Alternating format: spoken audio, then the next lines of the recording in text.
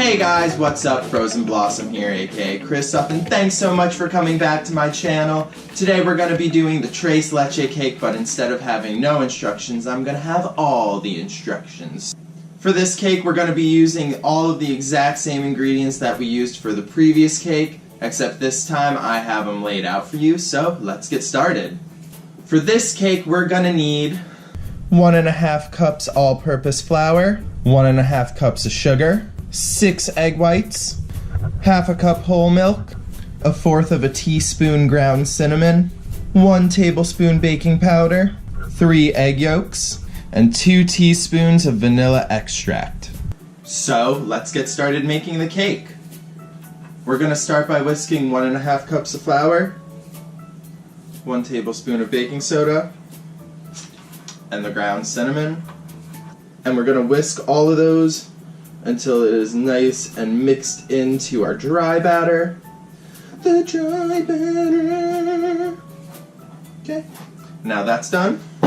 Next we're going to beat our 6 egg whites together. This is going to take about 6 to 7 minutes, and while we're doing it, we're going to want to gradually add in our sugar and our egg yolks one at a time. Beat them eggs.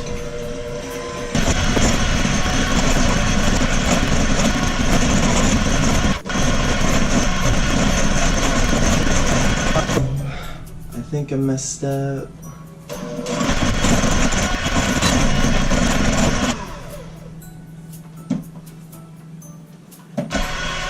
We made it to soft peaks. We're getting there. Woo! We did it. Kind of. It's almost soft peaks. Or high peak, firm peaks. Firm peaks, and then 1 egg yolk at a time.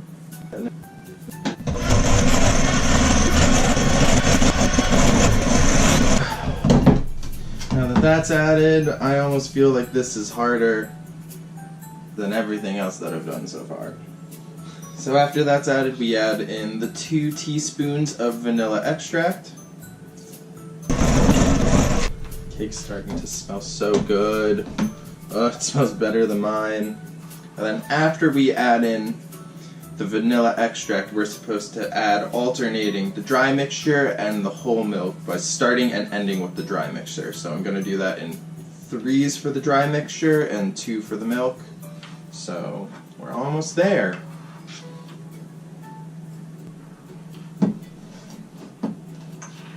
And that is the end of the batter for the cake, and as you can see, it looks a lot different than last time, even though that part cut out, and it smells like pancake batter, and kind of looks like pancake batter. So the next part of the recipe is to use some unsalted butter and some flour to coat the inside of your pan before adding your batter in. It also states to use a glass pan for reasons I have no clue. But I don't really have a method for this. I'm just gonna glob it all in there, put as much as I can, because last time my cake got stuck. And I don't really want my cake to get stuck again, because that would be very unfortunate. Especially because I'm following the instructions this time, instead of just doing it my own way. Grease in the pan, grease in the pan. Glob it all in there. I should get paper towels. So, got some paper towels. Just gonna coat all the areas that I missed. Keep a nice film butter all around the pan, so that not to get any of it missing anything. Once we got the butter in, it's supposed to use flour.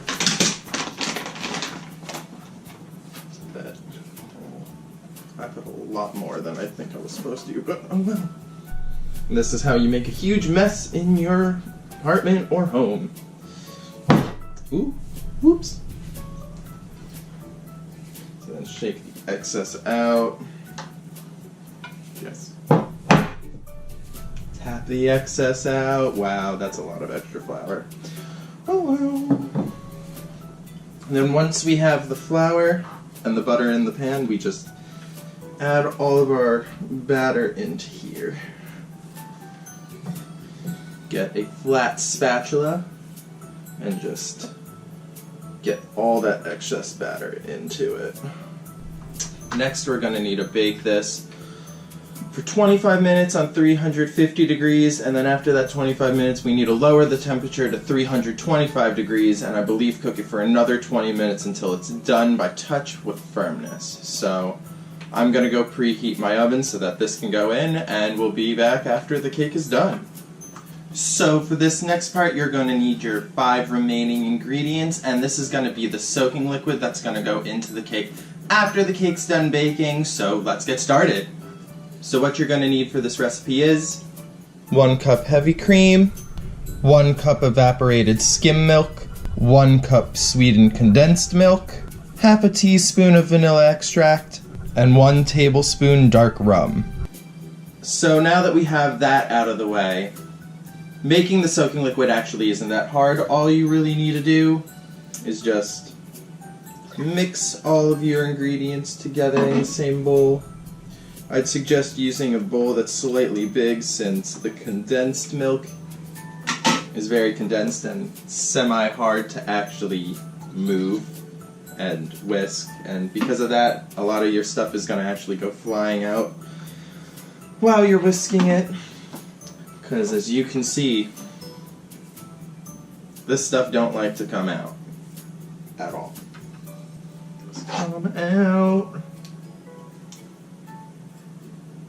I use my whisk to get it out, I guess. And once you have everything out, all you have to do is just whisk it together. Nice and slowly, making sure everything mixes in with everything else. Once everything's mixed together, your spatula shouldn't have any clumps of the condensed sweet milk on it, and you're ready to pour this on once your cake is done baking. So I'll be back after it's all done.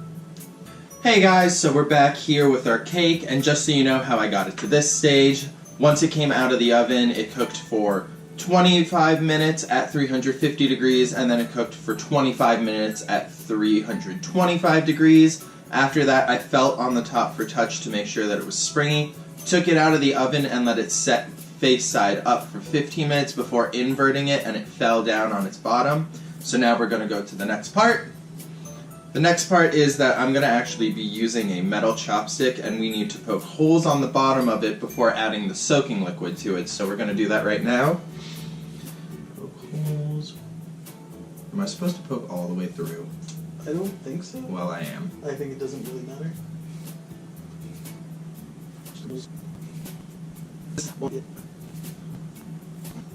So now that I have the holes poked into my cake, I'm going to add my soaking liquid into a measuring cup so that I can pour it over the top.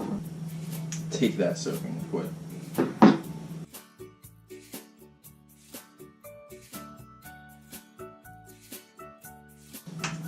And now we are going to let our cake soak so that all of the nice soaking liquid can get into it, and we'll be back for the final taste test. So now we got our cake on a nice cutting board. I let it soak for probably about 3 to 4 minutes. It's going to be a little hard to get it off the wire rack, so you're going to want to make sure to get anything that's stuck between the wires out so that you can actually move the cake. And let's try it.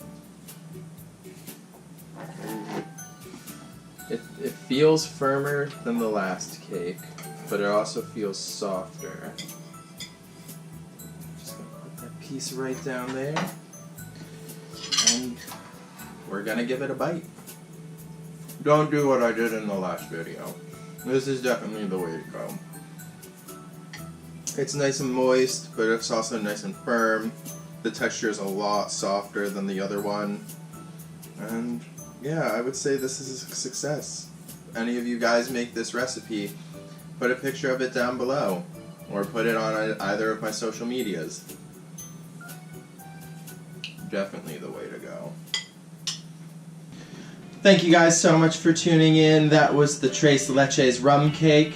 And I hope you guys liked it, and if you want to see more from me, don't forget to hit the like button down below, hit the subscribe button, and hit that bell button for notifications, and I'll see you guys next time. Bye!